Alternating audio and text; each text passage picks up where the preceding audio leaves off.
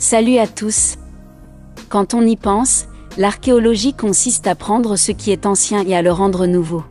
Les archéologues prennent des choses qui ont été laissées derrière eux il y a des centaines, voire des milliers d'années, et nous les présentent comme de nouveaux éléments d'information. Si tel est le cas, les découvertes archéologiques récentes sont les nouvelles choses les plus anciennes de toutes, alors jetons un coup d'œil à certaines des meilleures d'entre elles. C'est parti!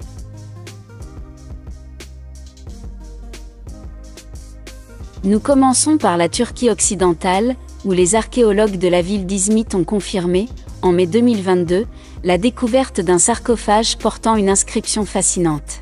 Le texte, gravé sur la surface du sarcophage, l'identifie comme le cercueil d'un protecteur du flanc divin. Il s'agissait de l'un des plus hauts grades d'officier de la garde impériale romaine antique, ce qui en fait le 8e sarcophage d'une personne de ce rang à être découvert. C'est également le premier à avoir été découvert en Turquie, et le seul à être encore en possession du mobilier funéraire et des ossements de son occupant.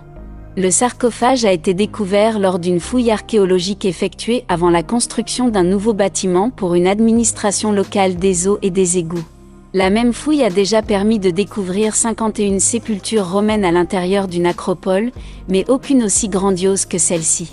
L'inscription complète dit aux esprits des morts, Diampo, protecteur du flanc divin, restaure mon monument. Je suis issu d'un mineur de Daïcha, et j'ai vécu 50 ans. Personne d'autre n'est autorisé à être déposé ici, sauf mon fils Sévru ou ma femme. Il semble que Diampo ait partiellement exaucé son vœu, puisque personne d'autre n'a été enterré près de lui. Pour en rester au ton légèrement sinistre des sépultures humaines, voici une autre découverte faite en partie par accident en mai 2022. Des travaux d'utilité publique dans la capitale italienne, Rome, ont eu pour effet involontaire de révéler la présence d'un autel funéraire en marbre du IIe siècle. C'est une belle pièce de marbre, mais la lecture de l'inscription révèle qu'elle est dédiée à une jeune fille, décédée à l'âge de 13 ans seulement. La découverte a eu lieu alors que des ouvriers du bâtiment effectuaient des travaux d'amélioration sur un réseau d'eau dans la via Luigi Tosti.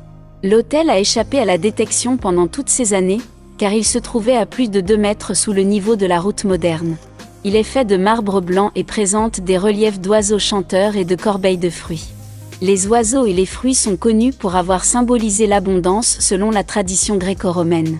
L'inscription qui accompagne les images est brève, mais se lit comme suit: Valeria pf laeta vixit annis 13m7, ce qui signifie que Valeria a vécu 13 ans et 7 mois. La signification du P et du PF est inconnue, mais le F signifie probablement fille. Nous ne saurons jamais comment Valeria est morte, mais son corps ne semble pas se trouver près de l'autel.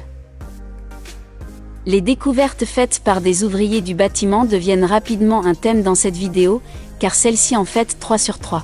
L'Institut national d'anthropologie a récemment modernisé une sous-station électrique à Mexico, au Mexique. Au cours de leurs travaux, ils sont accidentellement tombés sur une ancienne maison aztèque.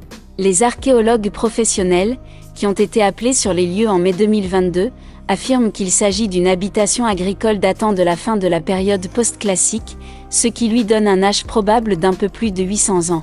L'emplacement de l'habitation est probablement important, car elle se trouve à la frontière entre Tenochtitlan et Yopico, ce qui la place dans la subdivision Moyotéan de la grande ville aztèque de Tenochtitlan.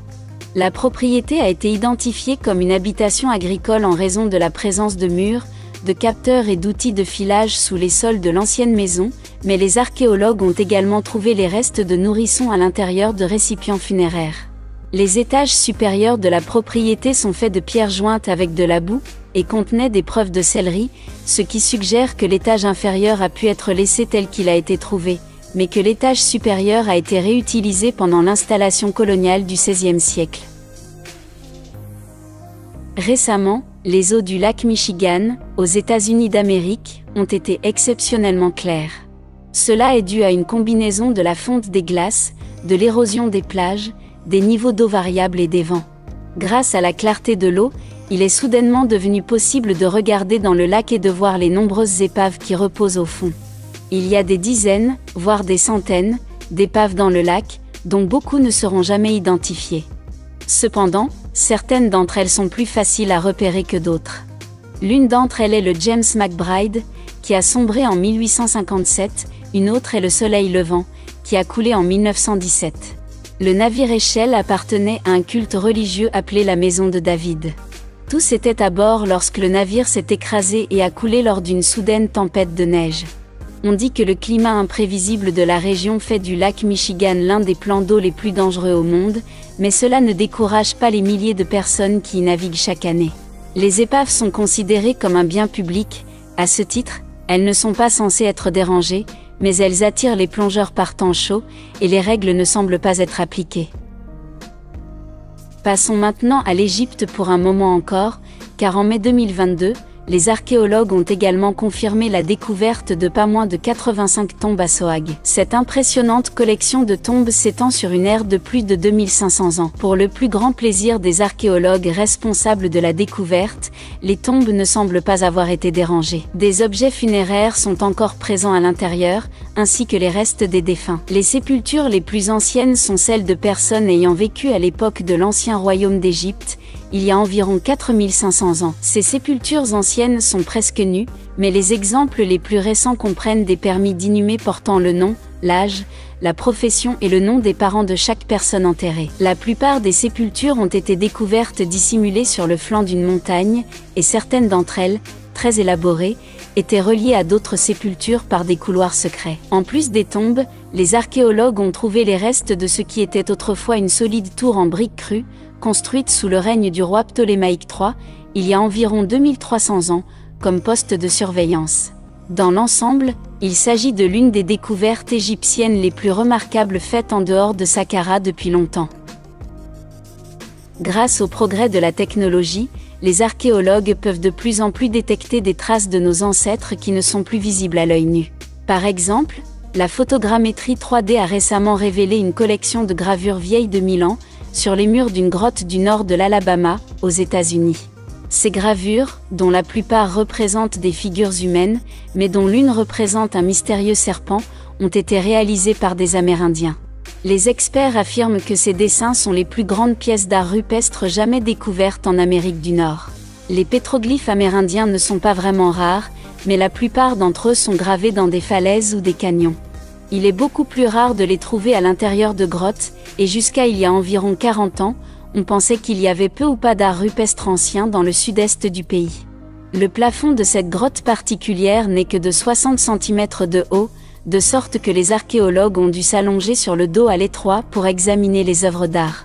Il n'y a aucune raison de croire que les grottes étaient plus grandes il y a 1000 ans, donc l'acte de créer de l'art dans cet espace claustrophobe improbable doit avoir été un choix délibéré.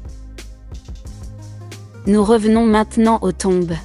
En mai 2022, le South China Morning Post a rapporté que des archéologues du nord-ouest du pays avaient découvert un corps vieux de 3000 ans, auquel il manquait un pied, dans une tombe. L'étude des restes a révélé que le pied avait été amputé, mais les experts ne pensent pas qu'il s'agisse d'une aide médicale. Ils pensent plutôt qu'il s'agit du plus ancien exemple connu d'une pratique appelée UA, l'amputation de membres à titre de punition. La victime de la punition était une femme et a vécu au moins 5 ans après avoir subi l'amputation. UA est l'une des 5 punitions légendaires de la Chine ancienne. Elle a été pratiquée pendant plus de 1000 ans, avant que son utilisation ne prenne fin il y a environ 2200 ans. Les châtiments ont été introduits par l'empereur il y a environ 3700 ans pour des raisons inconnues. Les châtiments ultérieurs comprenaient l'ablation du nez, des oreilles et des organes génitaux, de sorte que la femme s'en est peut-être tirée à bon compte. Ces châtiments étaient autrefois considérés comme des légendes, mais une série de découvertes réalisées ces dernières années ont prouvé qu'ils étaient bien réels. Pourquoi les anciens Mayas auraient-ils construit une ville au milieu d'un volcan? Nous n'en avons aucune idée, mais nous savons qu'ils l'ont fait. La preuve en a été trouvée en avril 2022, lorsque des archéologues ont découvert la ville effondrée à l'intérieur d'un cratère de volcan, au lac Atilan, au Guatemala. Les experts présents sur les lieux ont daté la découverte de la période préclassique tardive maya, ce qui la rend vieille de quelques 2000 ans. Les preuves suggèrent que la ville a été abandonnée précipitamment, peu après quoi elle s'est effondrée par le fond. Selon toute vraisemblance, la catastrophe a probablement été causée par une activité volcanique. L'effondrement s'est poursuivi jusqu'à ce que la ville s'enfonce dans les profondeurs de El Atilan, où elle se trouve maintenant à près de 20 mètres sous la surface. Jusqu'à présent, Les archéologues marins ont pu identifier de grandes colonnes, des pierres cérémonielles et des restes de bâtiments. Bien que tout soit évidemment très endommagé par l'effondrement de la ville et les 20 siècles passés sous l'eau. La ville n'a pas encore de nom, mais ce n'est pas la seule cité maya du lac Atitlan, Chutinami et Samabaj sont là aussi. Personne ne sait ce qui est arrivé aux Mayas, mais peut-être que leur disparition a quelque chose à voir avec leur habitude de construire des villes dans les zones sinistrées.